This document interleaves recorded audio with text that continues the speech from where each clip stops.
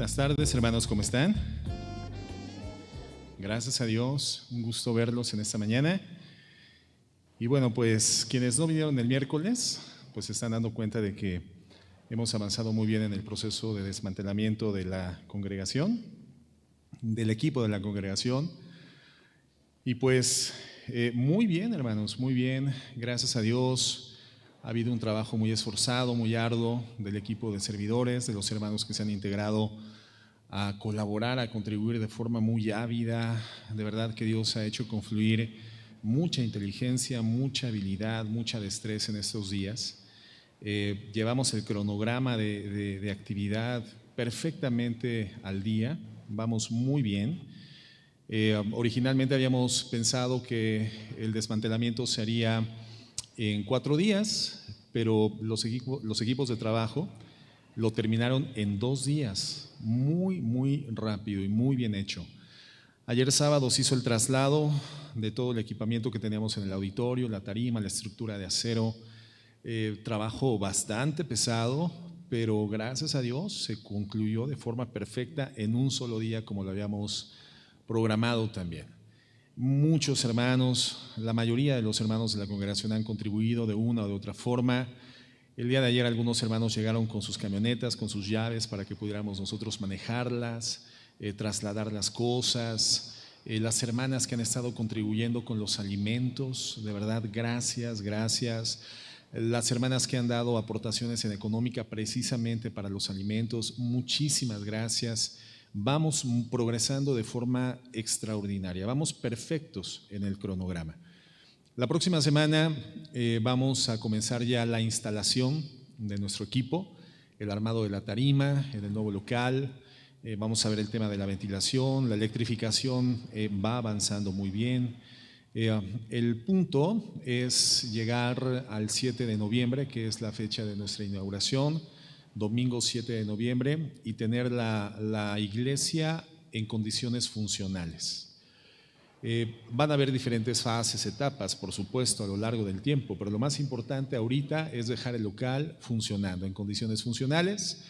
Después iremos arreglando algunos aspectos estéticos y finalmente, bueno, ya procederemos en un plazo más largo de tiempo a ir diseñando la forma en la cual Dios nos muestre que tiene que ser decorada y acondicionada nuestro local, ¿verdad?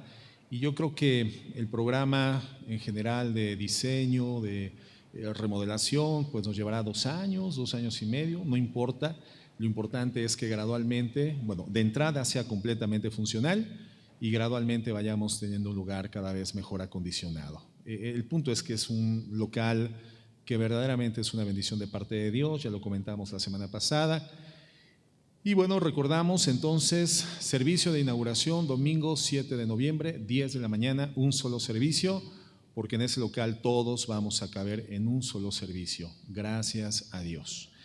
Y bueno, pues creo que no hay más que informar al respecto. Al final del servicio voy a dar otro dato, pero mientras tanto, gracias a Dios por el apoyo de todos, hermanos, de verdad, los que han ido, los que han venido, los que han trabajado, los que han orado, los que han aportado, todos hemos sido usados por el Señor. Así que estamos muy contentos. Bueno, vamos a continuar con nuestra serie temática dominical. El tema que estamos abordando es consejos prácticos para la vida cristiana. Pero hemos comenzado a hacer una vinculación juntamente con la enseñanza temática de los días miércoles, que tiene que ver con nuestra vida espiritual, el mundo interno, el mundo externo, las prioridades, el uso sabio del tiempo. Hemos abordado estos temas y hemos establecido, a la luz de lo que la Escritura nos permite identificar y la iluminación del Espíritu Santo nos da, que nuestras vidas se desarrollan dentro del marco de 2 límites relacionales. Vamos por favor a Mateo 22, 36. Mateo 22, 36. Y dice así el Señor Jesucristo en respuesta a un cuestionamiento de un joven. Dice así: Maestro, ¿cuál es el gran mandamiento en la ley? Jesús le dijo: amarás al Señor tu Dios con todo tu corazón y con toda tu alma y con toda tu mente. ¿Te das cuenta, hermano? Amarás al Señor tu Dios. Aquí encontramos el primer límite. El Señor Jesús lo define evidentemente en el concepto de un mandamiento. Es un mandamiento y para nosotros se define como un límite. El primer límite relacional que tenemos nosotros es con Dios. Dice el Señor Jesús, este es el primero y grande mandamiento. Y el segundo es semejante, y aquí viene el siguiente límite: amarás a tu prójimo como a ti mismo. Es decir, la relación con Dios y la relación con nuestro prójimo. Y continúa diciendo, de estos dos mandamientos depende toda la ley y los profetas. Recordamos que la ley y los profetas hasta ese momento era el compendio total de la escritura revelada por Dios a su pueblo. La ley de Dios, los salmos y los profetas. Por lo tanto, todo lo que Dios tenía que hablar al ser humano sobre su naturaleza divina, la condición necesariamente insalvable por circunstancias pecaminosas, la necesidad de restablecer una vinculación con el Señor, la santidad que Dios demandaba para su pueblo elegido. Es decir, la voluntad de Dios se encontraba definida en esos límites entre la ley y los profetas. Todo lo que tenía que ver entonces con la voluntad de Dios para el ser humano se encuentra compendiado en dos relaciones: la relación del hombre con Dios y en consecuencia la relación del hombre con su prójimo. Todo lo que tiene que ver con la ley y los profetas, la voluntad de Dios para la vida del ser humano está dentro de esos dos límites. Nuestra vida entonces consiste en dos relaciones: la relación con Dios y la relación con nuestro prójimo. En lo relacionado a nuestro prójimo, bueno, hemos comentado que nuestro prójimo más cercano, ¿quién es? Nuestra familia. Y si tú eres una persona casada, estás dentro de una vinculación matrimonial, tu prójimo más cercano, ¿quién es? Tu cónyuge, evidentemente. Y aquí encontramos entonces el mundo interno del hombre, el mundo interno del ser humano, la relación con Dios, el conocimiento y la práctica de todos los valores eternos que se desprenden de la relación con Dios, en los que se encuentra incluida la relación del hombre con su prójimo. Entonces, la vida interna del ser humano se constituye por la relación con Dios y la relación con el prójimo, fundamentalmente el prójimo más cercano, que es la familia, y si estás casado o casada, el cónyuge. El miércoles pasado hablamos suficientemente sobre esta temática de la relación entre los padres y los hijos como parte del mundo interno. Y comentábamos que estas prioridades son las que demandan el uso de nuestro tiempo en forma fundamental. Las prioridades y la jerarquización correcta de las mismas es lo que garantiza que al final de nuestra vida el tiempo no lo hayamos perdido. Dice la palabra de Dios en Filipenses que seamos diligentes en la forma en la cual vivamos, no como necios, sino como sabios. Filipenses 5, 15, 16 y 17. ¿Cómo podemos saber si somos sabios o somos necios? Continúa diciendo, aprovechando bien el tiempo. Si nosotros tenemos un aprovechamiento apropiado, correcto del tiempo, priorizando nuestras actividades en línea a las prioridades de Dios, entonces nuestra forma de vida será la vida de gente sabia.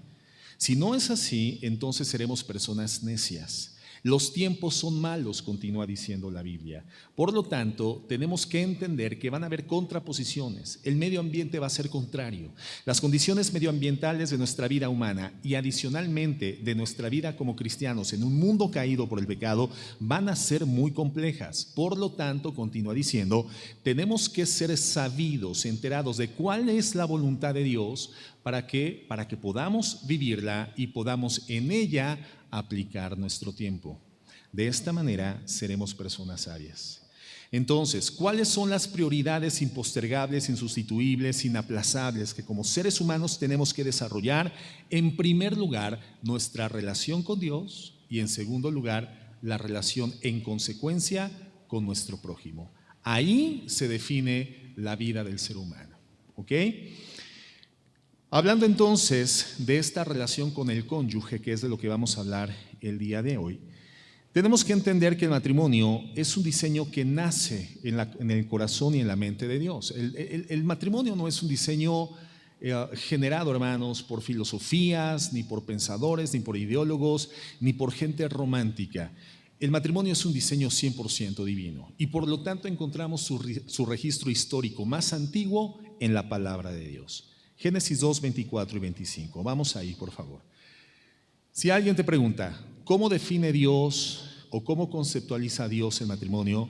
Tú tendrías que remitirlo a estas escrituras. Aquí está la definición del matrimonio con sus principios fundamentales en 2 versículos. Y dice así: por tanto, dejará el hombre a su padre y a su madre, se unirá a su mujer, serán una sola carne.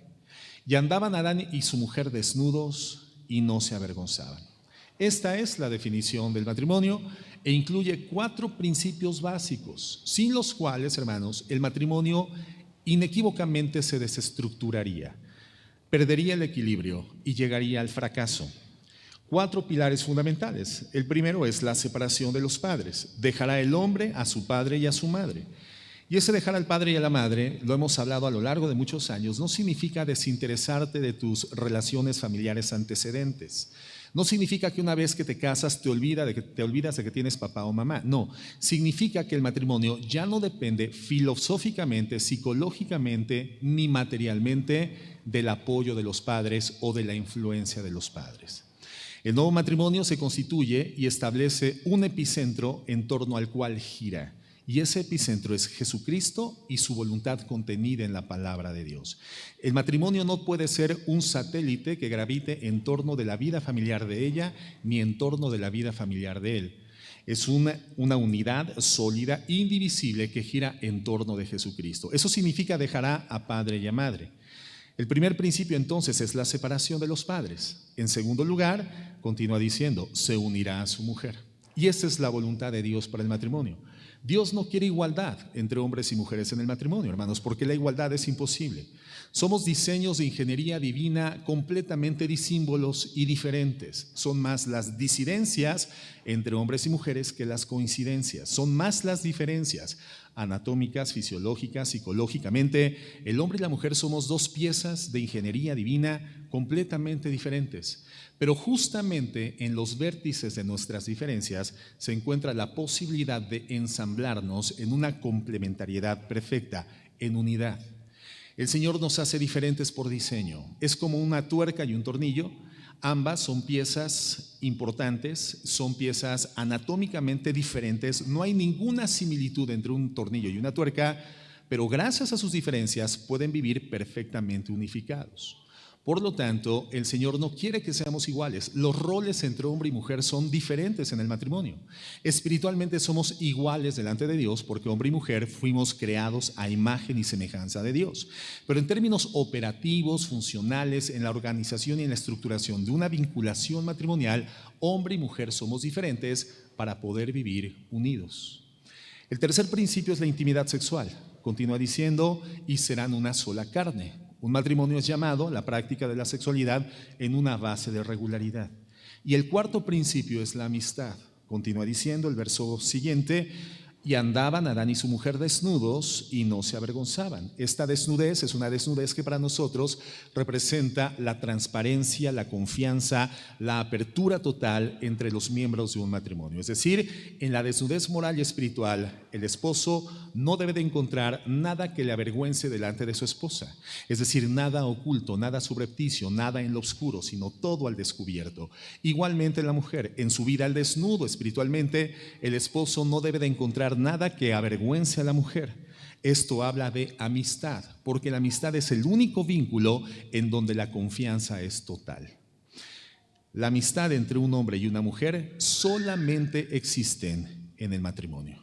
Solamente existen en el matrimonio, nunca fuera del matrimonio. Cuando un hombre torpemente comienza a establecer una vinculación relacional con otra mujer que no es su esposa, y esta mujer comienza a ser la confidente de este hombre, siempre que se establece una base de confidencialidad, es decir, de transparencia total, inequívocamente se va a generar una relación estimativa y sentimental. La amistad entre un hombre y una mujer solamente existe en términos reales y así tendría que ser dentro del esquema del matrimonio. 4 principios: separación, unidad, intimidad sexual y amistad. Muy bien. Entendemos entonces, hermanos, que el matrimonio es un diseño divino y otro principio fundamental que salta a la luz en esta definición es que es exclusivamente entre un hombre y una mujer. Dejará el hombre a su padre y a su madre y se unirá a su mujer. No hay alternativas de género adicionales. El matrimonio es entre un hombre y una mujer. Muy bien. Dicho lo cual, entonces, estas diferencias que hay entre hombres y mujeres representan evidentemente, hermanos, en el proceso de integración, la inevitable experiencia de las fricciones propias del proceso de ensamblado. Dos piezas, diseños divinos, diferentes, perfectamente complementarios, pero inequívocamente en el proceso de ensamblarse, de unificarse, van a existir fricciones. Y estas fricciones o estos roces pueden generar heridas en el alma. De hecho, van a generar heridas en el alma, daños morales y emocionales. Lamentablemente, en algunos casos también daños físicos, es decir, agresividad física dentro del ambiente matrimonial. Y todo esto va a derivar en una condición de caos y de tragedia, donde la primer víctima es el romanticismo, la muerte del romanticismo, del afecto, del amor conyugal.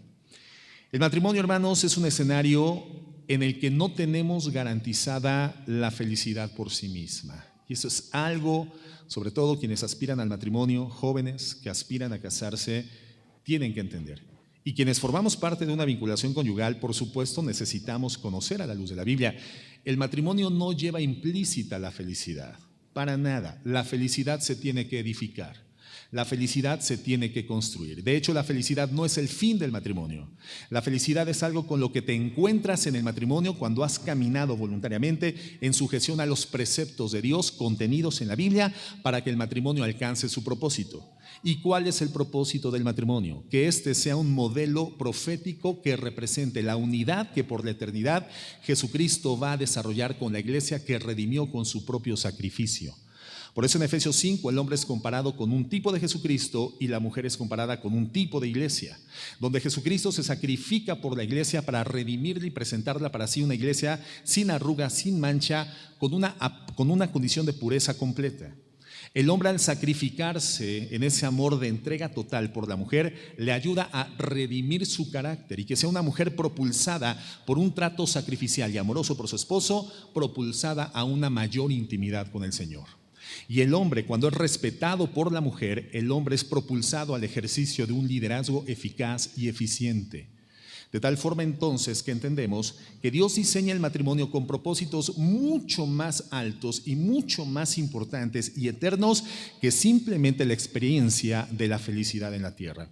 La felicidad es algo con lo que te encuentras en el matrimonio cuando vas caminando en el sentido que te lleva al alcance del propósito, que es proyectar a Jesucristo y a su iglesia por la eternidad. Entonces la felicidad no está en el paquete del matrimonio. Sin embargo, lo que sí está garantizado en el matrimonio, hermanos, es el dolor, es el sufrimiento, la deserción en muchas ocasiones, la frustración, la tristeza, la sensación de soledad, el resentimiento y muchas veces también la amargura. La amargura no es algo que tengas que construir intencionalmente.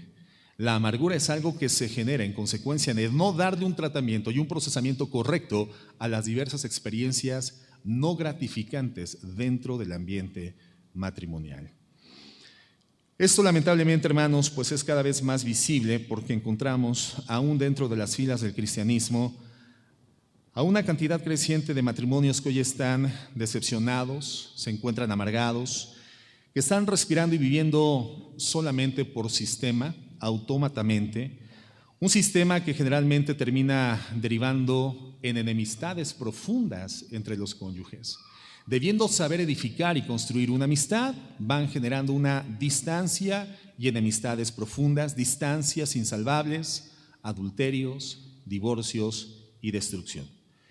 Esta verdad importante, por lo tanto, nos lleva a estudiar en la Biblia el alcance de estos daños, pero también cuál es la solución que Dios nos entrega a sus hijos, la solución a los problemas que vamos a experimentar día a día en el proceso de ensamblarnos y engranarnos y unificarnos como diseño divino. Y es lo que vamos a estudiar en esta mañana. Mateo 7:24, por favor. Mateo 7:24. Dice el Señor Jesús: cualquiera pues que me oye estas palabras y las hace. ¿De qué nos está hablando aquí el Señor Jesucristo? De obediencia. Cualquiera que oye la información al respecto de mi voluntad para su vida en la tierra, y particularmente a los hijos de Dios, los redimidos por la gracia, cualquiera que oye mi palabra, cualquiera que tiene la experiencia vivencial de la palabra, con la escritura, mi voluntad, en estas líneas literarias, cualquiera que me oye y obedece lo que oye de mí, le compararé a un hombre prudente, inteligente, que edifica su casa sobre la roca. El matrimonio forma parte de la vida. Por lo tanto, hermano, un edificio se edifica sobre raíces, sobre cimientos sólidos, para que éste logre ser sólido y permanecer inamovible. Nosotros podemos edificar un matrimonio sólido, constituido sobre cimientos inamovibles, indestructibles, solamente si escuchamos, conocemos y ponemos en práctica la palabra de Dios. Las diferencias de las que hemos hablado entre hombres y mujeres garantizan inevitablemente fricciones en el proceso de integración, fricciones, problemas y complicaciones en el proceso de estructuración de la vida matrimonial. Por lo tanto, hermanos, el tema importante, el tema central no es cómo evitar los problemas, porque los problemas los vamos a experimentar. El tema es cómo procesar los problemas a fin de evitar que en el curso de la construcción de un matrimonio no terminemos propiciando su destrucción. De esto se trata. Si en el proceso vamos a encontrar complicaciones, frustraciones, circunstancias que nos llevarán a la decepción, la frustración, el deseo de desertar, de salir huyendo, ¿cómo procesar no el evitar los problemas, sino los problemas mismos, a fin de que intentando construir no terminemos destruyendo? De eso se trata. Y fíjate lo que dice Hebreos 12, verso 15. Hebreos 12, verso 15. Miren bien: no sea que alguno deje de alcanzar la gracia de Dios. ¿Quién quisiera dejar de alcanzar la gracia de Dios, hermanos? ¿A qué tipo de gracia de Dios se está refiriendo la Biblia en este contexto? Existen dos tipos de gracia en términos generales que la Biblia nos ilumina al respecto de Dios para nosotros. La gracia salvífica, que es aquella que nosotros conocimos en el momento en el cual fuimos expuestos al recto mensaje del Evangelio, fuimos persuadidos con esa información por el Espíritu Santo al arrepentimiento, a creer en plena fe en el poder salvífico de la obra redentora de Cristo en la cruz del Calvario, y entonces procedimos a la salvación, al nuevo nacimiento espiritual. Esa es la gracia salvífica. Pero la gracia a la cual se está refiriendo aquí la Escritura es la gracia santificante. ¿Qué es la gracia santificante? Es el poder y el influjo, es la influencia que ya salvos en Cristo por su gracia salvífica, ahora recibimos como personas redimidas para poder vivir en forma correcta, en forma eficaz, en forma ejemplar la vida cristiana, poder reflejar en términos prácticos la calidad de redención que Dios nos ha dado con la salvación. Esa es la gracia santificante, el poder que requerimos todos los días para ser obedientes al Señor, y que en todas las áreas de nuestra vida sea claramente distinguible que hemos sido redimidos por la gracia, transformados en nuestra forma de pensar y cambiados en nuestra manera de vivir. Para lograr eso, hermanos, necesitamos una gracia santificante. ¿Quién quisiera dejar de tener la gracia santificante de Dios? Si tú eres un hijo de Dios, necesitas su gracia santificante, necesitas su influencia, su influjo de poder, su energía para poder vivir en plena obediencia al Señor, o al menos en un proceso gradual y creciente en el perfeccionamiento de tu obediencia a Dios. Bueno, dice así: tengan cuidado, no sea que alguno de ustedes deje de alcanzar esta gracia de Dios, que brotando una raíz de amargura les estorbe y por ello mucho sean contaminados. Entonces, tres consecuencias que la Biblia nos muestra resultantes directamente de no perdonar. Si algo necesitamos aprender en el matrimonio, hermanos, es justamente a perdonar. Y como hijos de Dios, en todos los ámbitos de nuestra vida, el perdón. ¿Cuáles son las consecuencias? En primer lugar, la amargura. Amargura del griego pícaros, que significa veneno, dolor intenso capaz de matar. Es comparada la amargura con ese veneno que comienza a transitar por tu flujo sanguíneo hasta contaminar completamente tu cuerpo y comienza a carcomer de adentro para afuera. Comienzas a morir de adentro hacia afuera hasta que los miembros de tu cuerpo comienzan a necrosarse, comienzan a dejar de tener flujo sanguíneo y comienzan a morir. Ese es el poder, hermanos, que la Biblia define sobre la amargura. La amargura tiene el poder de carcomerte del interior al exterior de tu vida por no perdonar. Segunda consecuencia, dejar de alcanzar la gracia de Dios, que ya establecimos es fundamental para cualquier efecto de nuestra vida. Y en tercer lugar, contaminar, que muchos vengan a ser contaminados, que significa echar a perder. ¿Cuántos hijos lamentablemente han sido echados a perder en su alma, en su mente, en su corazón, anímicamente por causa de la amargura de sus padres? El poder de la amargura, hermanos, es letal. Se simboliza ejemplificativamente en este contexto con una raíz que se encuentra completamente echada a perder y puede descomponer todo lo que se encuentra en su entorno, a su alrededor. Entonces, ¿qué dice la Biblia sobre este tema? ¿Qué dice la Biblia sobre nuestros enojos? En el matrimonio vamos a experimentar el enojo, la molestia, la indignación, el sentimiento de haber sido maltratados, mal comprendidos, injustamente tratados. Continuamente en un matrimonio se experimenta la frustración una y otra vez, y esta puede llegar a ser cotidiana, pero eso forma parte de la normalidad. Así sucede en la vinculación matrimonial. Dos piezas por diseño diferentes, perfectamente complementarias, pero en el proceso de integrarnos y complementarnos, inequívocamente experimentaremos fricciones, y estas fricciones tienen que ser tratadas bíblicamente, sabiamente. ¿Qué dice la Biblia sobre el enojo? Efesios 4, 26 y 27. Efesios 4, 26 y 27. Dice la Biblia: airaos, pero no pequéis. Enójense, pero no pequen. No se ponga el sol sobre su enojo. No den lugar al diablo. Entonces, la Biblia no nos habla de si tienes razones o no de enojarte. Nos vamos a enojar, a veces con razón y a veces sin razón. A veces con algunos elementos a nuestro favor que nos van a enmarcar dentro de un esquema de justicia a nuestro favor, y muchas veces nos enojaremos también en forma injusta. La Biblia no habla de la justicia o la injusticia de nuestros enojos. Lo que nos está advirtiendo es la forma en la cual podemos enojarnos justa o injustamente sin incidir en la comisión de un pecado. Enojarse per se en sí mismo, hermanos, no es un pecado. El enojo es una reacción natural de nuestras emociones. Cuando se generan los estímulos externos a nuestro ser interno, en el medio ambiente, necesarios para producir esa sensación. El enojo es una forma de desahogo. Por lo tanto, hermanos, emocionalmente enojarnos no es un pecado. El pecado se origina cuando pones en operación el enojo. Lo hemos compartido en el pasado. Cuando tú le das voz a tu enojo a través de palabras maledicentes, groserías u ofensas verbales, ahí se constituye el pecado. O cuando pones en acción física tu enojo a través de violencia física o golpes, eso se constituye en un pecado.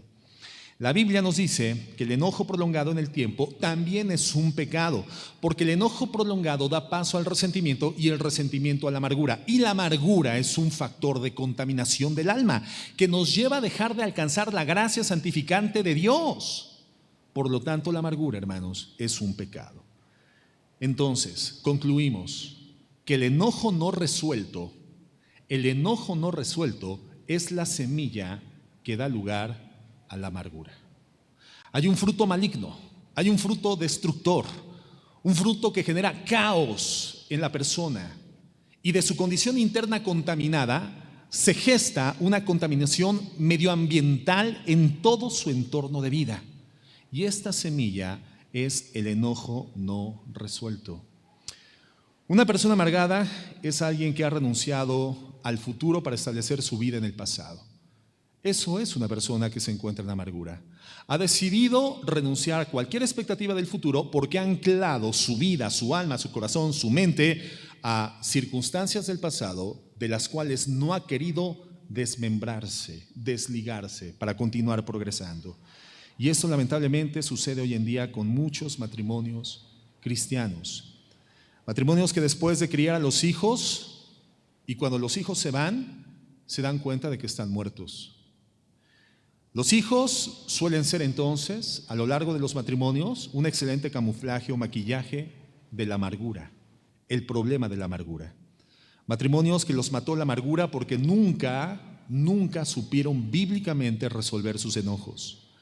Algo así como tumores malignos que aparecen y torpemente, en lugar de extirparlos una vez que han sido identificados, se les ignora como si el tiempo por sí mismo pudiera sanar un cáncer. Esto es imposible. Cuando nosotros ignoramos la presencia de un tumor, de una malformación que comienza a crecer en algún miembro del cuerpo, inmediatamente tiene que ser atendido. Y hay gente que lo deja pasar, pensando que el tiempo tiene el poder de resolver las cosas, y eso es un error. Al contrario, el tiempo por sí mismo no resuelve nada. El tiempo por sí mismo solamente agrava las cosas que no se resuelven en su tiempo apropiado. Por lo tanto, hermanos, necesitamos aprender a resolver los enojos. Muchos, sobre todo las mujeres, porque las mujeres son quienes están más en contacto cotidianamente con los hijos, se esconden detrás de la sobreprotección de los hijos. La amargura la disfrazan con sobreprotección, se camuflajean de sobreprotección sobre los hijos, no por un amor desmedido por ellos, sino porque están disfrazando la amargura. Hay mujeres que han dejado de atender a los maridos. Hay mujeres que han dejado de convivir con ellos, han dejado la intimidad sexual con sus maridos. Ahora, por supuesto que una mujer amargada no va a experimentar en forma natural una apetencia por la sexualidad matrimonial, y eso lo entendemos. Ese no es el problema, porque eso es natural. La amargura genera una lesión muy difícil de restablecer o muy difícil de sanar hacia la sexualidad bíblica. Eso es normal. Lo que no es normal es que no te des cuenta que lo que está generando ese problema es la amargura y no lo encares, no lo afrontes y no lo resuelvas. Ese es el punto. Entonces hay mujeres que han dejado totalmente la atención a sus maridos porque están amargadas, pero se encuentran escondidas tras el disfraz de la maternidad. Un camuflaje perfecto para la amargura. ¿Y qué sucede? El marido sale de la casa, la mujer se queda sola con los hijos y en vez de continuar amando a los hijos, ahora toma a los hijos como paño de lágrimas. Ahora es su mecanismo de catarsis, su desahogo, y comienza a llorar con sus hijos por la amargura con su marido. Comienza a hablar mal del marido, insultar al marido y comienza a contaminar contra el padre el corazón de los hijos, porque la amargura es una raíz que tiene el poder de contaminar. Otros matrimonios no tienen ni siquiera 5 años de antigüedad. Es más, tal vez ni siquiera tengan hijos y ya se han muerto matrimonialmente por la amargura. En el caso de los varones, por ejemplo, el disfraz en el cual se oculta la amargura hacia la esposa comúnmente es el trabajo. Y no es que el marido ame trabajar, sino que prefiere estar desarrollando cualquier tipo de labores fuera de casa que estar con su esposa. ¿Por qué? Porque el trabajo es un excelente disfraz y camuflaje de su amargura. Otro camuflaje para el hombre, por ejemplo, son los amigos. Ahora, no está mal que el hombre tenga ciertos tiempos en donde pueda tener cierto nivel de convivencia deportiva, hobbies, etcétera, con amigos. Eso no tiene nada de malo. El problema es cuando se prefiere hacer esto precisamente parapetando la amargura que se encuentra al interior y que lo lleva a no querer estar dentro de casa. Cuando el primer contacto y el primer prójimo donde tenemos que desarrollar vida relacional es con la esposa y con los hijos. Pero la amargura, hermanos, se camuflajea, se disfraza, se parapeta, no sale a la luz. Y en la medida en la cual continúa progresando, tiene el poder de destruir cualquier relación matrimonial y cualquier relación familiar. Otro maquillaje de la amargura, por supuesto, hermanos, es el adulterio físico, práctico, emocional. Cuando la mujer o el hombre se enamoran de otras personas, no llegan a tener una relación tal vez ni siquiera física, ni siquiera de contacto elemental, menos una relación de adulterio en lo práctico, pero se encuentran fantaseando emocionalmente, fantaseando sexualmente con otras personas. Aquí se encuentra evidentemente la pornografía, relaciones ocultas en las redes sociales, maridos, sobre todo los maridos que duermen hasta altas horas de la noche, sumergidos en sus dispositivos electrónicos, fantaseando con pornografía o con relaciones electrónicas a distancia. No se ha consumado el adulterio en términos físicos, pero en términos espirituales el adulterio ya tuvo un efecto. Y perdemos de vista que en lo físico el adulterio no es más que el reflejo de lo que previamente había sucedido ya en el corazón. Por lo tanto, el pecado de adulterio no se consuma con la acción, se consuma desde el momento de la intención. Los hombres fantasean con pornografía, relaciones extramaritales a través de redes sociales. La mujer puede ser que no sea tanto así, tal vez es únicamente un factor de carácter mental. La mujer suele enamorarse cuando está insatisfecha en su escena matrimonial del instructor de aeróbics, del instructor de spinning, del maestro de yoga, del maestro de la universidad, etcétera, de un modelo masculino que les da el trato que no están recibiendo y que ellas anhelan de su cónyuge. Cuando lo reciben dentro del esquema social de otra persona, las mujeres comienzan a fantasear románticamente con otras personas. Y esto, hermanos, sucede al interior de los matrimonios cristianos, con una frecuencia que es alarmante. Fíjate lo que dice Mateo 5:27. Jesús: oyeron que fue dicho, no cometerás adulterio, pero yo les digo que cualquiera que mira a una mujer para codiciarla, ya adulteró con ella en su corazón. ¿Dónde se encuentra la comisión del pecado? No cuando se lleva a la práctica, sino cuando nace en el corazón. Tú eres una persona, un hombre, una mujer que ha fantaseado con otro hombre, con otra mujer, ha fantaseado en las redes sociales. Eres una persona que ya te dejaste seducir por el buen trato de otro hombre en tu medio social, ya cometiste adulterio. Y aun cuando no lo hayas llevado a la práctica, el pecado ha comenzado a carcomer tu escena matrimonial. Hay otros matrimonios donde él o ella comienzan a imaginar a su cónyuge muerto para casarse con otra persona que sí los valore o que sí los merezca. Y esto, hermano, es homicidio y es producido por la amargura. Hermanas que dicen, no, ahora que se muera mi marido me voy a casar con el otro hermano porque se ve que ese hermano de verdad, qué bien trata a las mujeres. Ahora que se muera mi esposa, no, me voy a casar con la hermana de la alabanza porque qué santificada se ve esa mujer cantando allá arriba en la tarima. Y literalmente estás generando una estructura hacia el futuro en expectativa emocional que aun cuando nunca se lleve a la práctica, representa para ti un escape, un desahogo, y a esto la Biblia le dice homicidio, le llama adulterio, y es grave, porque hay matrimonios que se encuentran en estas condiciones, y esos matrimonios, aun cuando estén juntos, hermanos, no se hayan desvinculado por el divorcio, esos matrimonios están muertos. Y es imposible que tu vida tenga un desempeño óptimo y te desarrolles en el nivel de rendimiento que se espera de un hijo de Dios y el reflejo mismo de la gracia santificante sea tu vida en el medio social activo. Es imposible si no tienes una buena relación con tu prójimo, y siendo tu primer prójimo en cercanía, tu cónyuge si estás casado, tu familia. Porque el todo de la vida del hombre se constituye en estos dos mandatos: amarás al Señor por sobre todas las cosas y, en consecuencia, como un reflejo de tu calidad de comunión con Dios, a tu prójimo como a ti mismo. Dos límites relacionales, y ahí se encuentra nuestro ser interior. Nuestra vida interior, nuestra vida espiritual está en esos dos límites.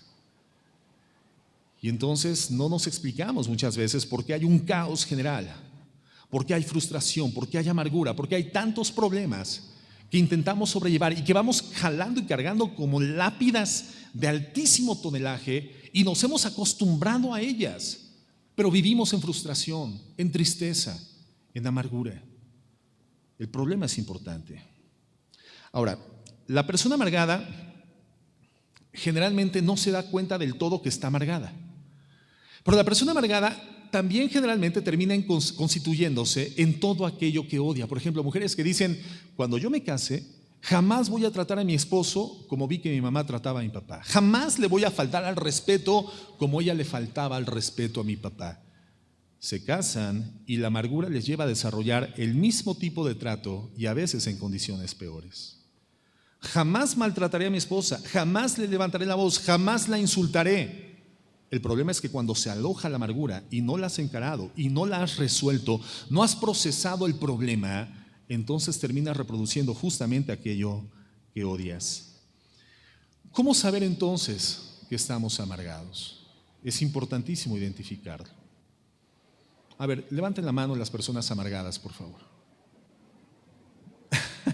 Bueno, ok, gracias, hermanos. La mayoría no la levantó. Entonces hay que detectar, ¿verdad? Hay que identificar si estás amargado o amargada. ¿Cómo saber si estamos amargados? Si la amargura es la semilla que va a destruir enteramente mi forma de vida, que me va a sumir en la soledad, en la tristeza, en la frustración, en la falta de expectativa, ánimo para servir a Dios, la infuncionalidad en mi vida cristiana, es indispensable identificar si estoy cursando por un problema de amargura. ¿Cómo detectarlo? Bueno, la amargura se conoce y se identifica por la boca. Digamos que la boca es el proyector del corazón. Mateo 12:34 dice así. Jesús dice: generación de víboras, ¿cómo podéis hablar lo bueno siendo malos? Porque de la abundancia del corazón habla la boca. Quiere decir que nosotros verbalizamos la condición interna que experimentamos. Nuestras palabras hablan en forma nítida de la condición interna, la condición de nuestra alma, el espíritu. El nivel de crecimiento espiritual o el decrecimiento que hemos tenido o el estancamiento en el cual nos encontramos, hermanos, es plenamente manifiesto a través de la forma en la cual hablamos, verbalizamos, articulamos las palabras. El hombre bueno del buen tesoro del corazón saca buenas cosas. El hombre malo del mal tesoro de su corazón saca cosas malas. Pero yo les digo que toda palabra ociosa que hablen los hombres, de ellas darán cuenta en el día del juicio, porque por tus palabras serás justificado y por tus palabras serás condenado. El corazón de las personas, tal como lo dice el Señor Jesucristo, lo podríamos ejemplificar como un archivo de audio que no tiene nombre. Creo que todos sabemos que es un archivo de audio, ¿no? Un archivo de audio hace lo mismo que en el pasado un cassette, que se reproducían en caseteras. Los que son de mi generación o más atrás, conocimos los cassettes todavía, ¿verdad? Estos dispositivos de regular tamaño que se introducían en el depósito de una casetera y le ponías play y comenzaba a reproducirlo. Y podías rebobinar, adelantar o atrasar, o mecánicamente, ¿verdad? Le metíamos al cassette una pluma, un lápiz y lo rebobinábamos dándoles vueltas, así como matraca. ¿Se acuerdan? Bueno, los jóvenes no saben de qué estamos hablando. Ellos ven un cassette y dicen, ¿y este ladrillo para qué es? Bueno, esos eran nuestros antiguos archivos de audio. Hoy los archivos de audio se leen a través de dispositivos electrónicos. Ya no tienes que rebobinar, atrasar o adelantar, simplemente eliges el nombre del archivo de audio y es justamente lo que va a reproducir. El corazón es así. Imagínate un archivo de audio que al abrirlo en tu computadora no tiene un nombre, por lo tanto no sabes realmente qué es lo que contiene. O una memoria USB que se encuentra dentro de una cajonera con otras memorias USB y no la tienes etiquetada. Cuando tú introduces en un dispositivo esa memoria USB, muchas veces termina reproduciendo algo que ni siquiera recordabas o te imaginabas que contenía el archivo de audio. Bueno, así sucede con el corazón. ¿Cuántas veces creemos que el corazón de una persona es noble? Que el corazón de una persona es bueno, confiable, es amoroso, hasta que esa persona comienza a hablar. Esa persona comienza a transmitir a través de su boca el contenido espiritual de su corazón. No sabemos lo que una persona tiene al interior de su vida, en su corazón, hasta que esa persona abre la boca. De la abundancia del corazón habla la boca. ¿Has analizado, hermana, cómo hablas de tu esposo? Hermano, ¿has analizado la forma en la que hablas de tu esposa? Ahora, por supuesto, en consejería pastoral, los problemas se tienen que ventilar. Hombre y mujer tienen que plantear cuáles son las circunstancias que han derivado en un conflicto matrimonial. Pero hay una gran diferencia entre comenzar a enunciar las causas por las cuales tú como marido crees que tu mujer ha propiciado distancia matrimonial, o tú como esposa, pastor, mire, lo que pasa es que mi esposo tiene ciertos hábitos que han generado cierto nivel de enfriamiento en nuestro matrimonio o han generado conflictos. Eso se tiene que plantear. El problema es cuando a través de tu boca expresas agresividad, maledicencia, desprecio o menosprecio hacia tu cónyuge. Y muchas veces tenemos que parar las consejerías, porque las personas no están presentando el problema, solamente están exponiendo sus frustraciones, sus iras y sus contiendas. Y estamos perdiendo de vista cuál es el problema. Lo que están hablando y la forma de expresarlo nos permiten identificar de forma clara la existencia de amargura. Una boca, un corazón amargado solamente podrá vertir aquello que le ha llevado a esa condición. ¿Cómo hablas de tu esposo? De la abundancia de tu corazón, inequívocamente va a hablar tu boca. Por lo tanto, puedes evaluar el estado de tu corazón por la forma en la cual te refieres hacia él. No negamos que en muchos casos la mujer, por ejemplo, ha sido víctima de su marido, o el marido también ha sido víctima de la esposa. Pero el amargarnos, hermanos, el amargarnos no es culpa de nadie. El amargarnos es culpabilidad personal. Es una decisión de corte 100% personal y por lo tanto la Biblia nos responsabiliza directamente de la amargura que hayamos permitido en nuestra condición interna. Por ejemplo, esto lo he comentado a lo largo de mucho tiempo porque es una experiencia que tuvimos en consejería mi esposa y yo con una hermana que no se congrega en esta congregación. De hecho, creo que la hermana ni siquiera vive ya en la ciudad y por eso expongo un poco del carácter de este consejo. La hermana nos comenta que estaba muy dolida y muy triste por causa del adulterio de su esposo y comenzó a ser demasiado descriptiva en la forma en la cual ella se dio cuenta, cómo se comenzó a gestar, cómo la circunstancia había generado un profundo dolor en su alma. Y nosotros nos sentimos empáticos con la hermana, nos dolimos con la hermana y nos dimos cuenta de que realmente vivía en una condición de aflicción. Y detuvimos la consejería cuando el Espíritu Santo nos llevó a preguntarle algo muy sencillo. Hermana, ¿y cuándo sucedió esto? La respuesta de la hermana fue, hace 30 años. Obviamente tuvimos que objetivar la circunstancia y orientar en ajuste la consejería. Hermana, usted fue víctima de adulterio hace 30 años. Hace 30 años su marido fue culpable de ser un adúltero y evidentemente esto generó un quebranto en su corazón y eso es normal. Su estructura emocional fue quebrantada por causa del adulterio. Pero permanecer 30 años en amargura es su responsabilidad. Su marido no es culpable de su amargura, él es culpable de adulterio, pero permanecer amargada es responsabilidad de usted. Es un caso similar al caso de la mujer de Lot. ¿Se acuerdan de la mujer de Lot? Ellos, por la gracia del Señor, fueron extraídos de ciudades que iban a ser juzgadas con fuego, literalmente, de parte de Dios, por el alto nivel de pecaminosidad sexual que se derivaban precisamente en Sodoma y en Gomorra.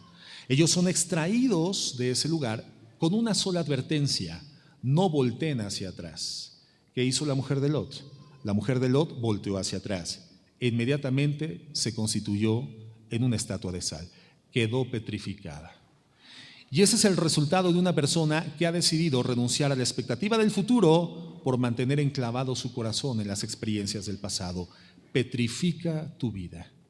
El no perdonar literalmente te lleva a decidir anclar tu corazón en circunstancias del pasado y te va a petrificar la vida. Una estatua habla muchísimo del pasado, pero no te habla absolutamente nada del futuro. Es como la estatua del general Lázaro Cárdenas que se encuentra en el paseo. Esa estatua nos da muchos datos históricos, pero no nos da ninguna información sobre el futuro. Y eso sucede con las vidas de las personas que han anclado por la amargura su corazón a las condiciones dolorosas del pasado. Renuncian al futuro, han renunciado a vivir. Una persona que decide amargarse, una persona que decide no procesar el dolor a través del perdón, es una persona que ha decidido renunciar a vivir, ha decidido comenzar a morir, ha cavado una tumba en la cual ha decidido comenzar a introducirse lentamente. El Señor Jesucristo lo dice claramente: cualquiera que quiera venir en pos de mí es como poner la mano en el arado. Nadie que pone la mano en el arado y voltea hacia atrás es digno de seguirme a mí. El arado es un instrumento de trabajo, lo que involucra la servidumbre a Dios después de nuestra redención en Cristo Jesús. Si tú quieres realmente ser una persona funcional al servicio de Dios, no puedes hacerlo con el corazón enclavado en el pasado. Nadie que pretenda servir a Cristo lo puede hacer con la vista en los dolores, en las tristezas y en las frustraciones de su pasado, porque inequívocamente quedará anclado, no podrá caminar, no podrá avanzar. No puedes caminar al frente mirando hacia atrás. Entonces, el Señor nos ofrece un antídoto para la amargura. Si tú eres mordido por una víbora de cascabel, hermano, y tienes al alcance el antídoto necesario para evitar la muerte, ¿qué es lo que haces? ¿La aplicas inmediatamente o no?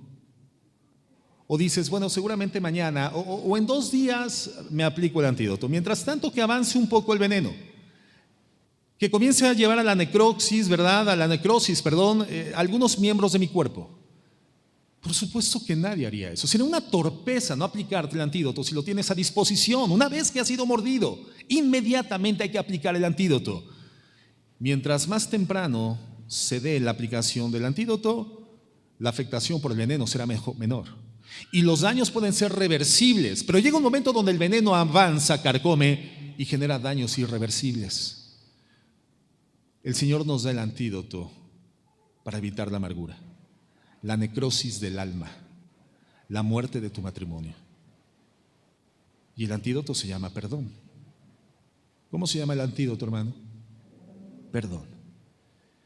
En un conflicto, pregunta, en un conflicto, ¿qué prefiere ser? ¿El agredido o el agresor?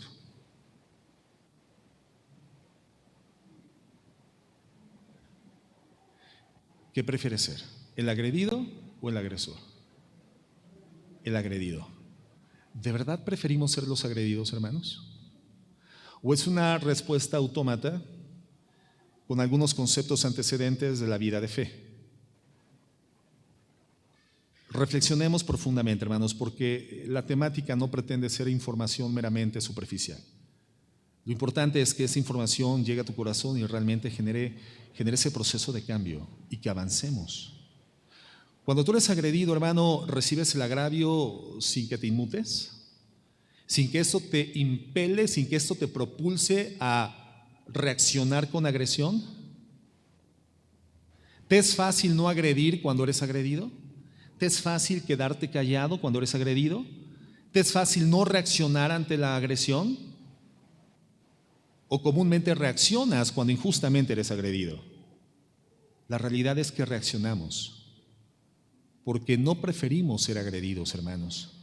Preferimos ser agresores. Preferimos agredir. Es algo más agradable para el estado de nuestra alma. Es algo más sobrellevable para nuestra condición interna. Poder librarnos de una condición oprobiosa a través de generar una agresión por encima de la agresión que nosotros recibimos. Y eso le da una especie de tranquilidad temporal a nuestra alma. Porque la verdad es que no preferimos ser agredidos, hermanos, preferimos agredir. El día que tú digas, no, pastor, mire, a mí me pasan la aplanadora como el colchón Celter y una vez que pasa la aplanadora, mire, yo me vuelvo a esponjar así como ese colchón, ¿verdad? Y no, mire ya la verdad, mire, a mí que me llueva, que se me caiga el mundo, la casa encima, que me abandone la esposa, que los hijos se vayan. Y todo esto en mí ya no genera un deseo de reaccionar en consecuencia, ya no me impele a la búsqueda de mi propia justicia. En ese momento entonces estaremos ante una persona que prefiere ser agredida a ser la agresora. Pero la realidad es que nuestra condición humana, la agresión cometida por nosotros es una mejor posición que el ser agredidos. Preferimos agredir. De hecho, hay un dicho en el mundo que dice, el que pega primero, pega 2 veces, ¿no? Y cuando el papá le enseña al hijo a pelear, le dice, mi hijo, pegue primero, porque tiene otra oportunidad de dar. El que pega primero, pega 2 veces. Esa es la cultura del mundo, hermanos. Y como hijos de Dios, en el ámbito del matrimonio, lamentablemente priva esa cultura. Es que es injusta la forma en la que me habla, es que no es correcto lo que me dice, es que no es justo, es que no está considerando mi esfuerzo, mi entrega, mi trabajo, y es que toda mi disposición, he perdido mis mejores años, mi juventud, y todo esto, hermano, esta indignación interna es la que nos impele a ser agresores, a buscar la justicia, a establecer el factor de dignidad a nuestro beneficio. Y eso, hermano, nos distancia de la semejanza a Cristo. Cuando nosotros preferimos ser agredidos, nuestra semejanza se va perfeccionando a la semejanza de Jesucristo. Fíjate lo que dice Isaías 53, verso 3. Y leamos con inteligencia. Esto, hermano, no podemos leerlo superficialmente por causa de la costumbre. Estos versos los hemos leído a lo largo de nuestro cristianismo muchos años y perdemos la oportunidad de agudizar y profundizar en ellos por causa de la habitualidad.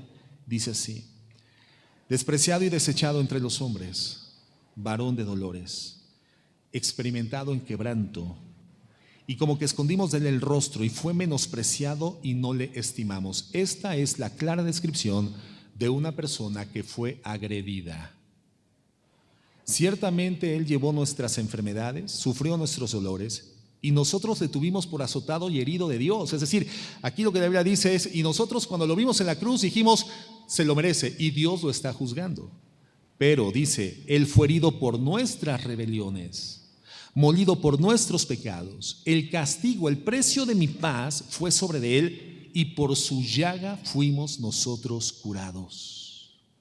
Una agresión en su más amplio nivel de descripción. Todos nosotros nos descarriamos como ovejas rebeldes, caminamos por donde quisimos, anduvimos por donde nos gratificaba, cada cual se apartó por su camino, pero Jehová cargó en él el pecado de todos nosotros. Angustiado él y afligido, no abrió su boca. Él prefirió ser agredido. Cuando tú prefieres ser agredido a ser el agresor, tu semejanza a Jesucristo gradualmente se perfecciona. No abrió su boca. Como cordero fue llevado al matadero, y como oveja delante de sus trasquiladores. Enmudeció y no abrió su boca. No hubo ningún tipo de resistencia física y ni siquiera verbal de parte de Jesús. Este es el modelo que el Señor nos ofrece. El Señor Jesucristo no evadió la aflicción. El Señor Jesucristo no buscó el atajo, no sacó la vuelta. El Señor Jesucristo sabía que tenía un camino, y el camino era la reinstalación plena de la gloria, por el gozo puesto delante de él, la gloria reinstalada en la eternidad con el Padre, y puesta su vista en esa condición, cruzó por los oprobios. En el camino a la gloria, Jesucristo se enfrentaría inequívocamente a oprobios, y el más grave, morir injustamente en condición humana por un pecado que jamás se le había cometido, constituirse por la justicia perfecta de Dios en el depósito humano, donde el justo juicio de Dios sería inclementemente ejecutado. Eso se encontraba en el camino, pero Jesucristo no volteó a ver el oprobio, no enfocó su atención en el oprobio no lo ancló a su condición, ni lo detuvo en el pasado. El oprobio solamente era una zona de tránsito hacia la gloria que perseguía a Jesucristo. Por eso dice la palabra de Dios: nosotros, puestos los ojos en Jesús, el autor y el consumador de la fe, el cual por el gozo puesto delante de él menospreció el oprobio. No evadió el oprobio, no le sacó la vuelta al oprobio, no atajó para evadir el oprobio, sino que en el camino al gozo experimentó el oprobio, pero no vio el oprobio, vio el gozo. Nosotros, con los ojos puestos en Jesús, podremos caminar a través de las agresiones y, como Cristo, enmudecer y no abrir la boca. Él es el autor y el consumador de la fe. Consideren aquel que sufrió tal contradicción de pecadores contra sí mismo, para que vuestro ánimo no se canse hasta desmayar. Tenemos que considerar a Jesús, analizar a Jesús, estudiar a Jesús, escudriñar a Jesús, para que en las experiencias inequívocamente adversas de nuestra vida, fundamentalmente en la escena del matrimonio, no desmayemos, sino caminemos hacia el gozo puesto delante de nosotros. Ser agredidos nos identifica con Cristo. Ser agresores nos identifica con Satanás. Jesucristo lo describe como el padre de toda mentira, homicida desde el principio. Él es homicida porque influye directamente en el corazón de Caín en contra de su hermano Abel, llevándole a constituir una estrategia con toda premeditación, alevosía y ventaja, las agravantes de ley en contra de la inocente vida de su hermano Abel. Homicida desde el principio, un agresor consumado, Satanás.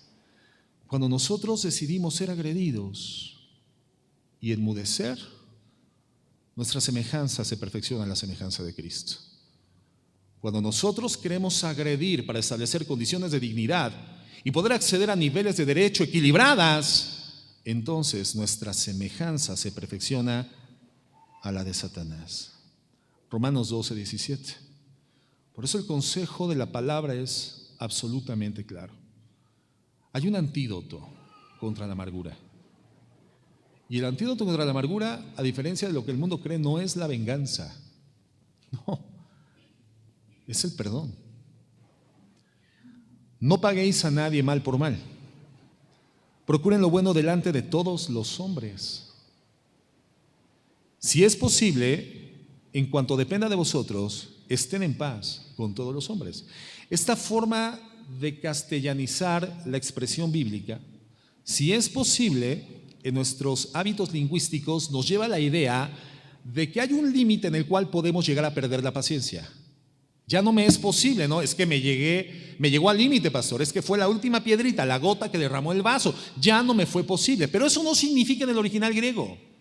Si es posible, significa que toda nuestra posibilidad otorgada por el hálito de vida al interior de nuestra vida tiene que ser establecida y tiene que ser arraigada en nuestro sistema de procedimientos hasta perder el hálito de vida.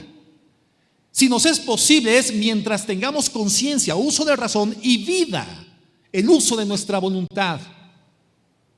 Con nuestra vida, dice la Escritura, tenemos que permanecer en paz con todos los hombres.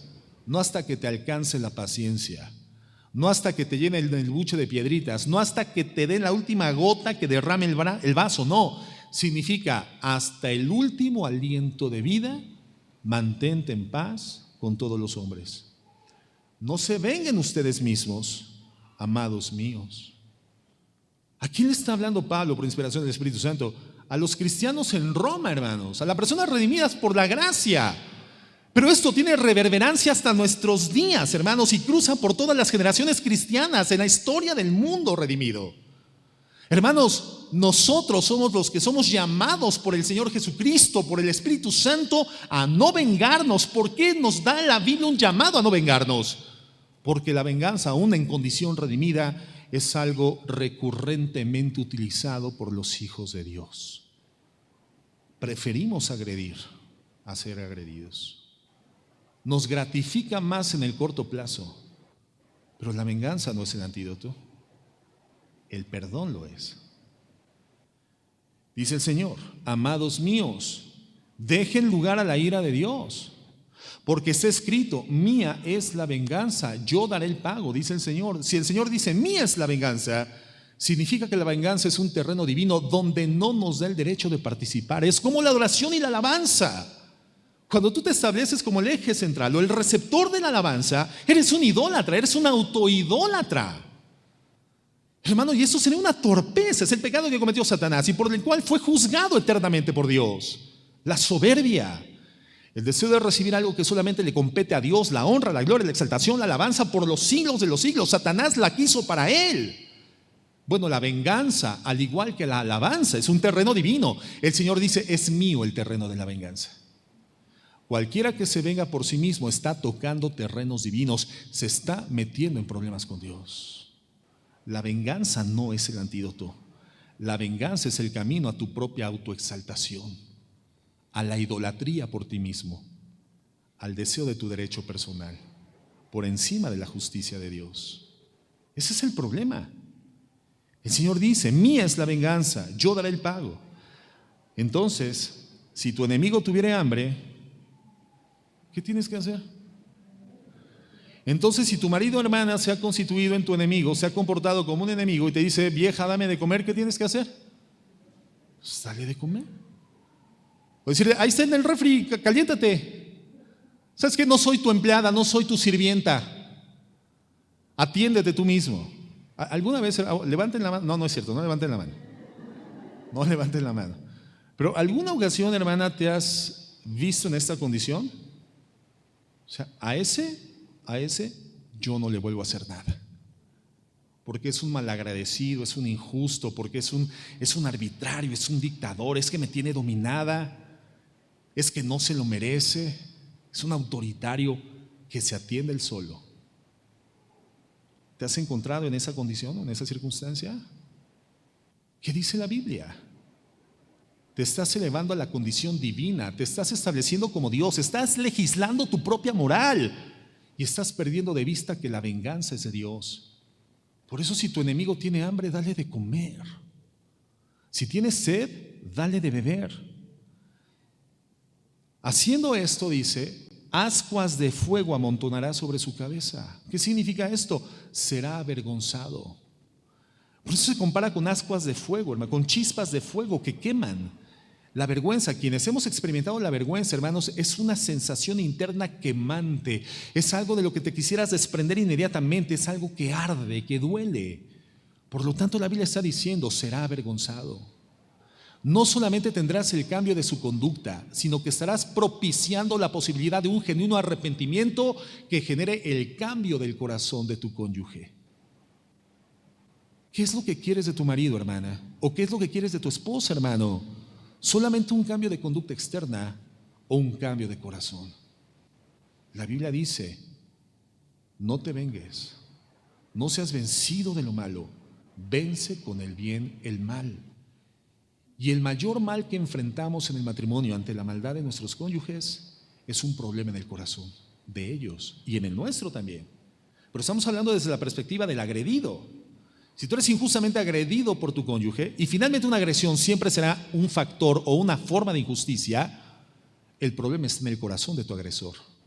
No solamente busques el cambio de conducta, porque tener la conducta sin tener el corazón no sirve de nada.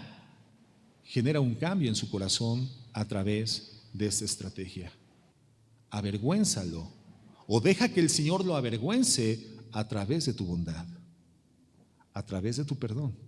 Por lo tanto, la venganza no es el antídoto contra la amargura. La venganza, hermano, es la mecánica de tu autoexaltación y de exponerte abiertamente, frontalmente ante el juicio de Dios. El Señor te va a decir, ¿sabes qué? Hazte a un lado, me estorbas, porque yo quiero tratar con el corazón de ese hombre.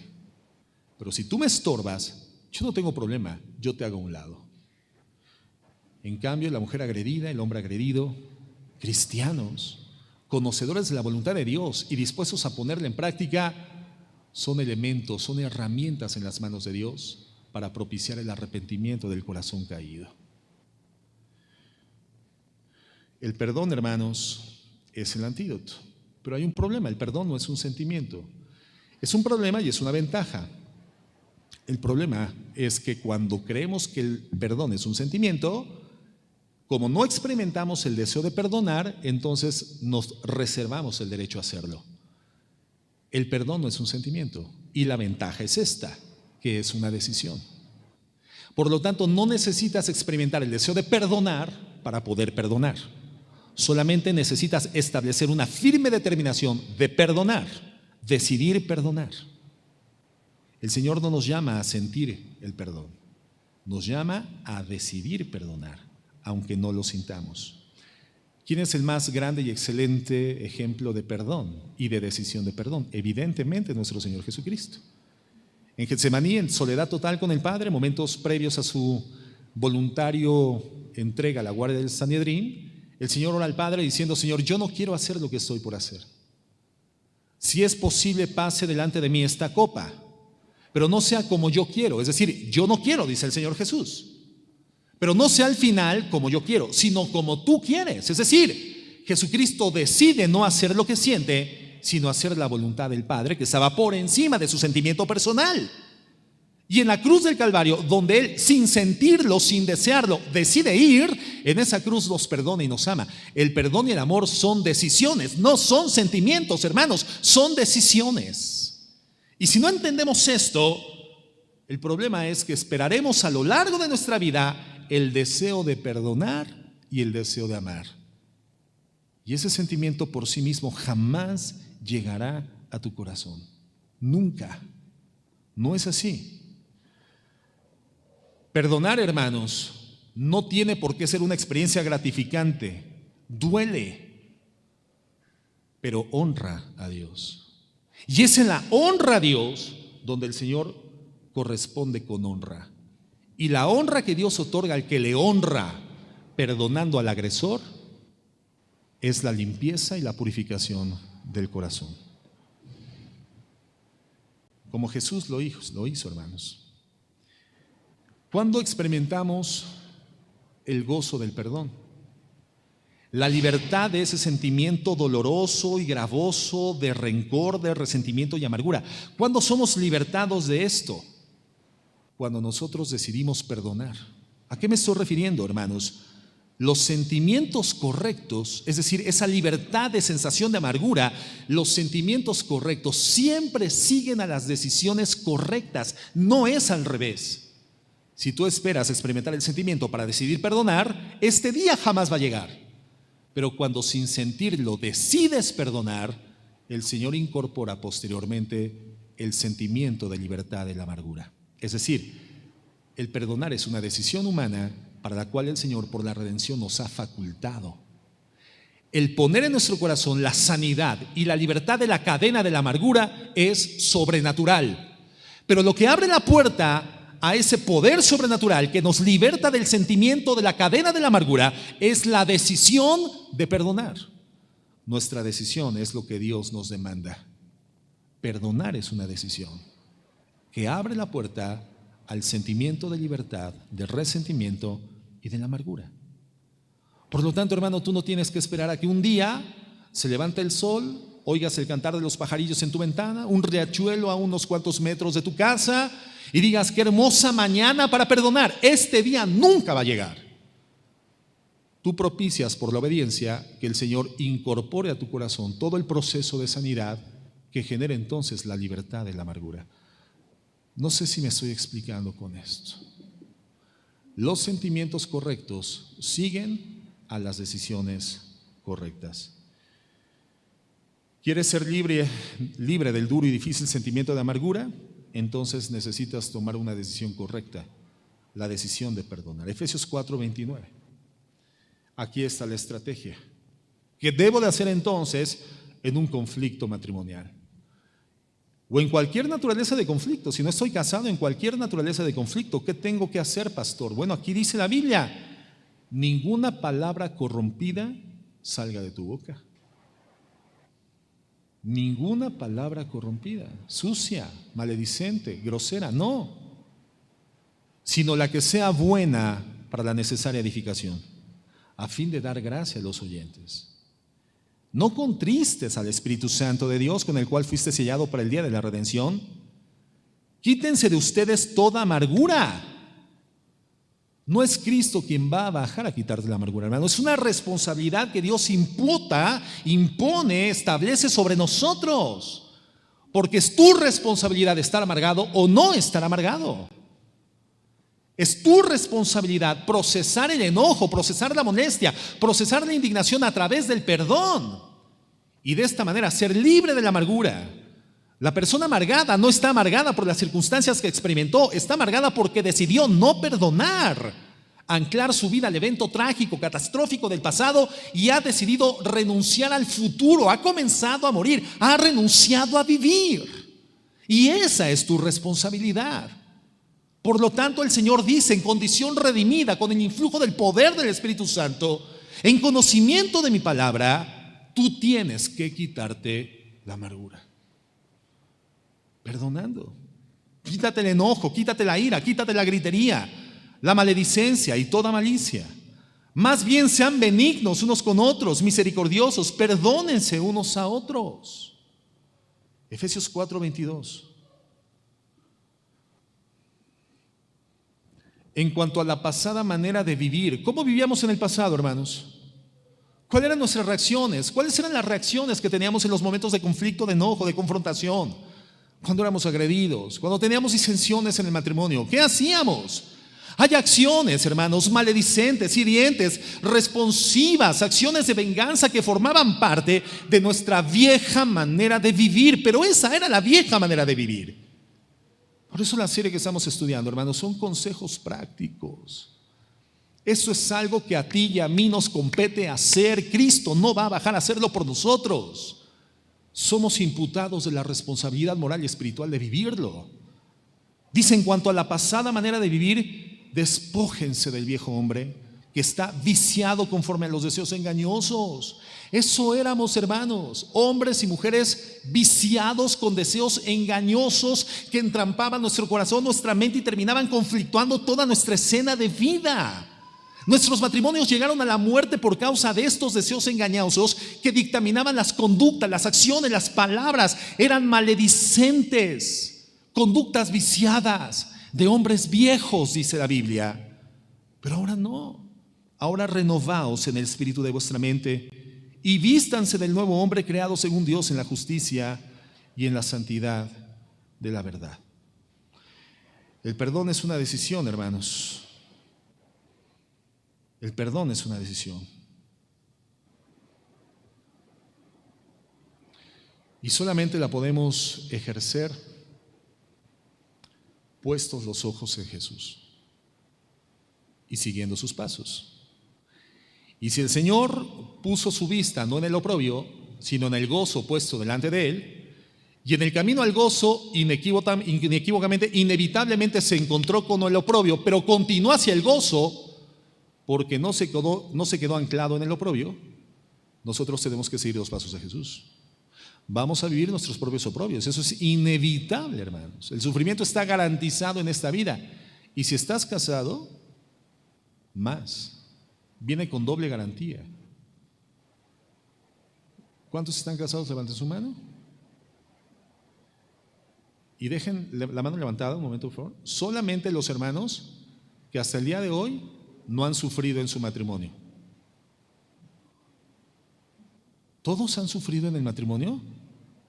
¿En serio? ¿Pero qué no se casaron para ser felices? ¿Y qué pasó? ¿Qué sucedió? ¿Qué nos pasó en el camino, hermanos? Pues que nos dimos cuenta de que si quieres ser feliz sin obstáculos, pues de entrada quédate sin casar. No te cases. ¿No quieres sufrir? A ver, solteros, levanten la mano. Los solteros levanten la mano. Ok. Ahora, los solteros que tienen la mano levantada, déjenla levantada, solteros. Uy, aguantan menos con la mano levantada que los adultos, ¿eh? Bueno. Dejen la mano los que no quieren sufrir, levantada. Los que no quieren sufrir, dejen la mano levantada. Yo no quiero sufrir, pastor. Ok. No se casen y no van a sufrir. Al menos no con la clase de sufrimientos que se experimenta inevitablemente en el matrimonio. Por eso la primera característica del amor que lleva hacia el alcance máximo del matrimonio tiene una primera característica: el amor de Dios es sufrido. El verdadero amor está dispuesto a sufrir. No busca lo suyo, no es jactancioso, no se envanece, no se jacta, no se goza de la injusticia, solamente de la verdad, todo lo puede, todo lo sufre. O sea, el verdadero amor, el que sostiene por lo largo de los años, hermanos, un matrimonio, es un amor que está dispuesto a sufrir.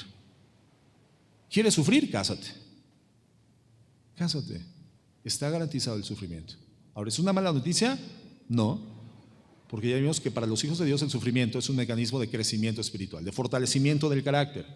Gócense cuando se encuentren en diversas pruebas, sabiendo que la prueba de vuestra fe produce paciencia, mas tengan la paciencia sobra completa para que sean perfectos y cabales sin que les falte cosa alguna. Santiago 1. Vamos a sufrir en el matrimonio, pero eso no son malas noticias. Eso significa que el matrimonio es la mejor dinámica que Dios diseña para que entendamos que la única manera de encontrarnos con la felicidad es renunciando por otra persona a ser feliz. Renunciando a tu propia felicidad para que otra persona pueda ser feliz contigo. Una extraordinaria estrategia. Por eso el matrimonio es la entidad relacional que Dios diseña para proyectar la relación que por la eternidad Cristo sostendrá con la iglesia que ganó para sí y purificó para sí a través de su propio sacrificio, hermanos. Entonces, hermanos, en el matrimonio es indispensable tener a la mano todo el tiempo el antídoto del perdón, porque si no vas a terminar amargado. Y si tu relación con tu prójimo y tu primer prójimo es tu cónyuge, es una relación de frustración, de fracaso, de ansiedad, de deseo de desertar, de escapar, de salir de esa escena como de lugar, esto no es más que el reflejo del tipo de relación que tienes con Dios.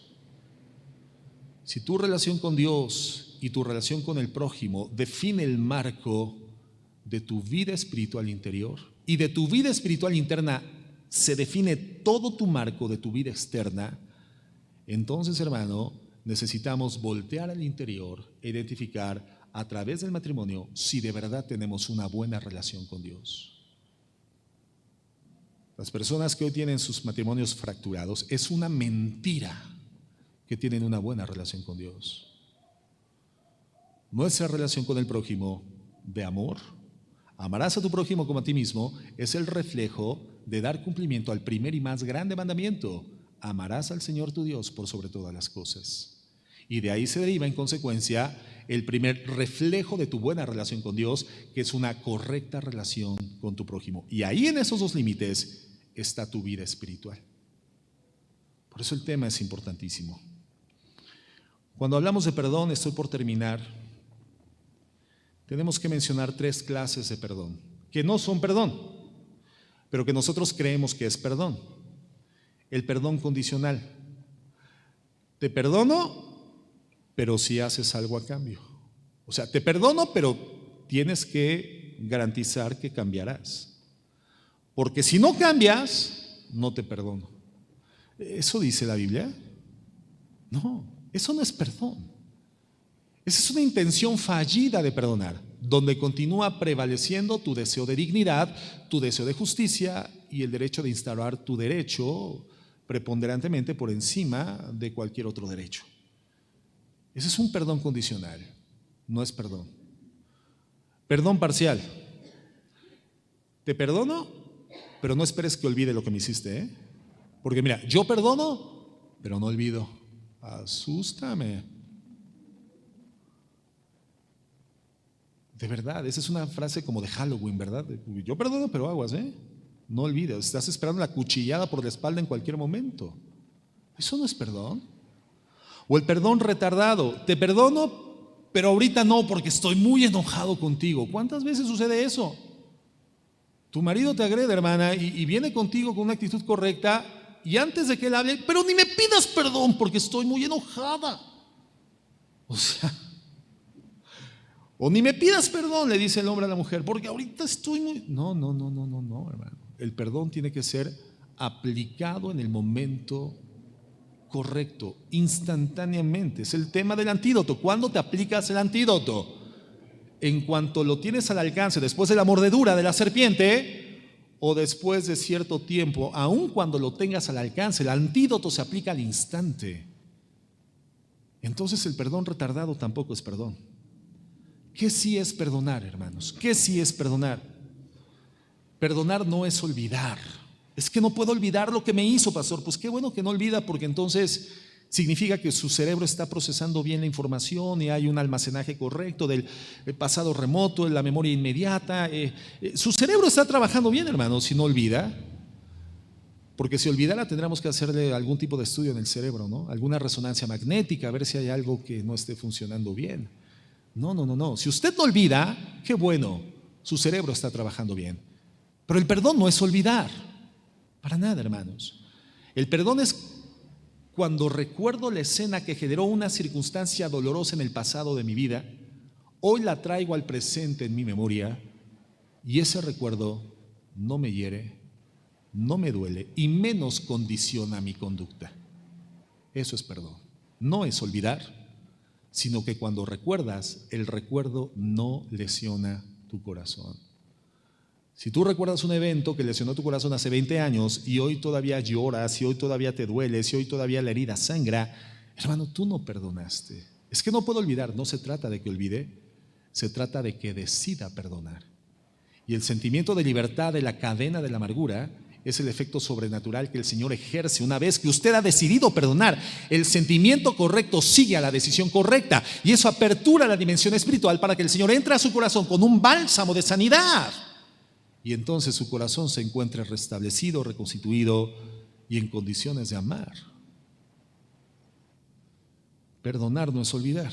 Es como una cicatriz, hermano. Ayer algunos hermanos hicieron algunas heridas cargando las estructuras. Un hermano: ay, pastor, mire, ya me rasgué la piel.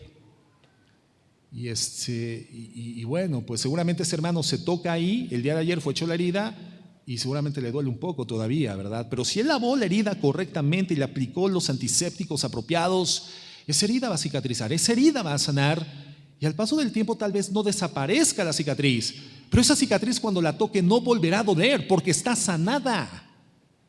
El perdón son los primeros auxilios espirituales que garantizan la ausencia de la amargura. Pero cuando tú recuerdas el pasado catastrófico de tu vida y todavía sangra, entonces, hermano, tú no has decidido perdonar. No has aperturado dimensionalmente la escena del corazón, espiritualmente no ha descendido el bálsamo de sanidad que solamente Dios usa para limpiar a aquellos que han decidido, por encima de lo que sienten, han decidido perdonar. Matrimonios que están en un pantano, hundiéndose, resentidos, odiándose, vengándose. Y Dios no quiere que lleguemos a esto. Ahora, si hemos entendido lo que esto representa, y el matrimonio pues es una escena extraordinaria para poder hablar de esta relación con el prójimo a la que nos llama el Señor como resultante de una buena relación con Él.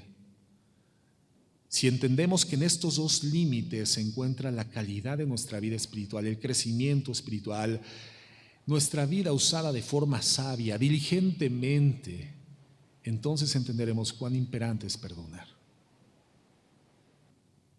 Pastor, necesito perdonar. Hoy entiendo la importancia de perdonar. Es muy complejo, es muy difícil, sí, pero es una decisión que el Señor le dice, debes de tomar. Es muy complejo. Fíjate lo que dice Mateo 11:28. Venid a mí, todos los que están trabajados y cargados, y yo los haré descansar. El Señor te dice, ven a mí, ven a mí. Lleven mi yugo sobre vosotros y aprendan de mí que soy manso y humilde de corazón y hallarán descanso para sus almas, porque mi yugo es fácil y ligera mi carga. Continuamente vamos a ser lastimados, casados o no casados. El matrimonio es un escenario muy propicio para ser lastimados. El mundo en sí está lleno de gente agresiva, gente dolosa, gente malintencionada, lobos, hermanos. Y el matrimonio continuamente, hermanos, se ve infiltrado por esta maldad del mundo. En el matrimonio vamos a ser lastimados, es inevitable. El antídoto es el perdón. Y el perdón es una decisión. Vamos a cerrar los ojos un momento, hermanos.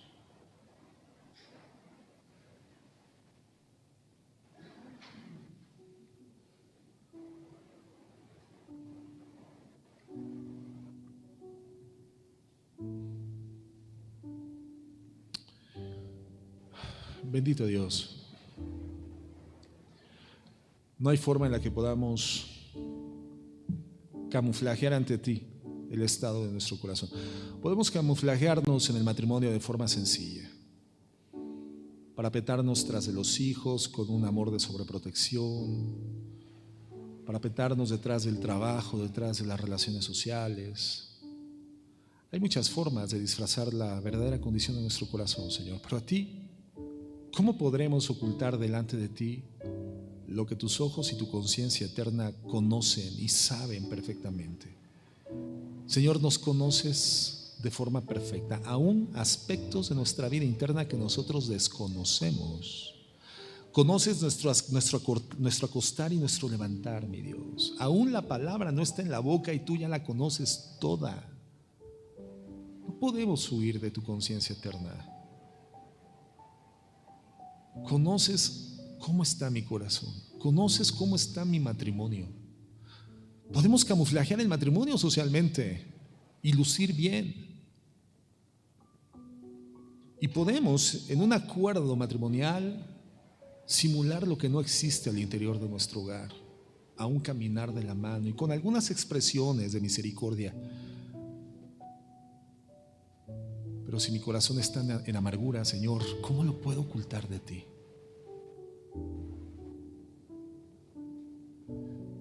Si hoy mi matrimonio está muerto, ¿cómo lo oculto delante de ti? Si permanezco junto a esa persona, pero hay un divorcio emocional insalvable, Señor, tú lo sabes. El problema es que eso solamente es un reflejo directo del divorcio que ha habido en mi corazón hacia ti. Señor, te solté la mano.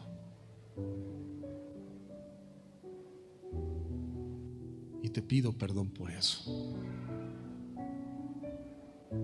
Bajé la vista. No consideré que en el camino de seguirte, de tomarte de la mano y ceñirme a ella, involucraba atravesar por momentos difíciles, por frustraciones, por injusticias, por agresiones. Y ahí te solté la mano, Señor.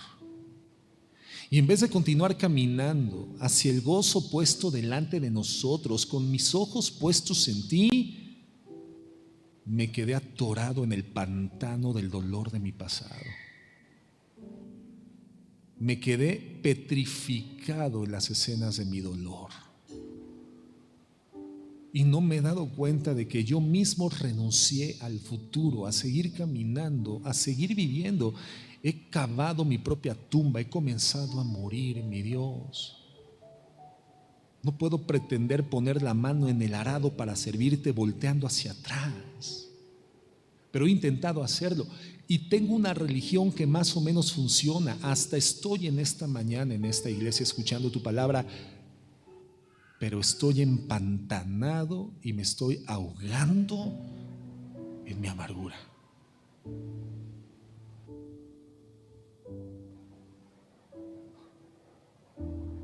Perdóname, Señor, y ayúdame. Es mi decisión perdonar, Señor, y la tomo delante de ti en conciencia perfecta.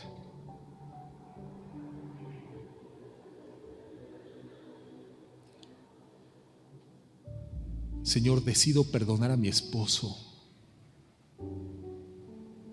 Decido perdonar a mi esposa. Decido perdonar a esa persona que ha herido profundamente en mi corazón y lo ha sangrado. Esa persona es culpable de haberme herido, pero yo soy responsable de mi propio corazón.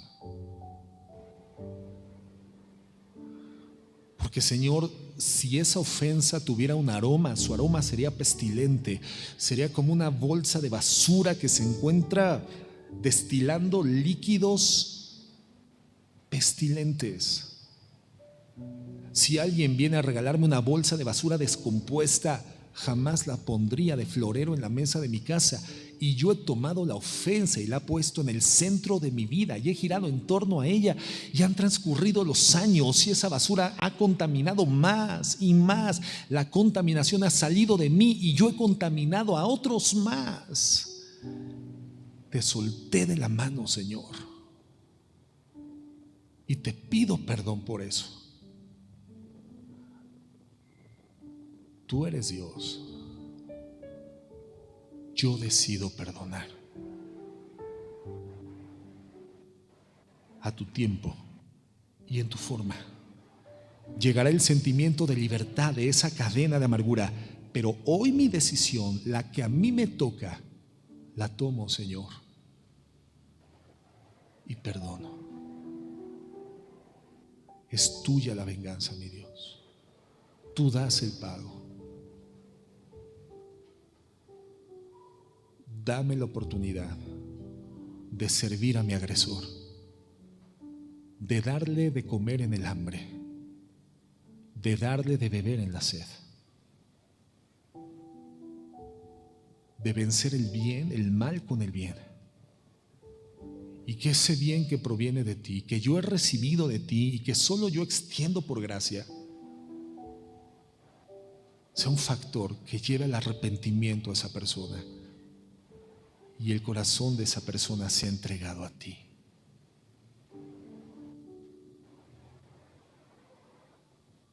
Bendigo tu nombre, Señor. Nadie es como tú. Quiero seguir tus pasos. No quiero volverme a distanciar de ti. Quiero ceñirme de tu mano y jamás volverte a soltar, porque conozco cuál es el pozo cenagoso al que caigo cuando te suelto. No quiero estar ahí. Bendigo mi matrimonio, Señor. Y te bendigo a ti por sobre todas las cosas. En el nombre de Jesús. Amén y amén.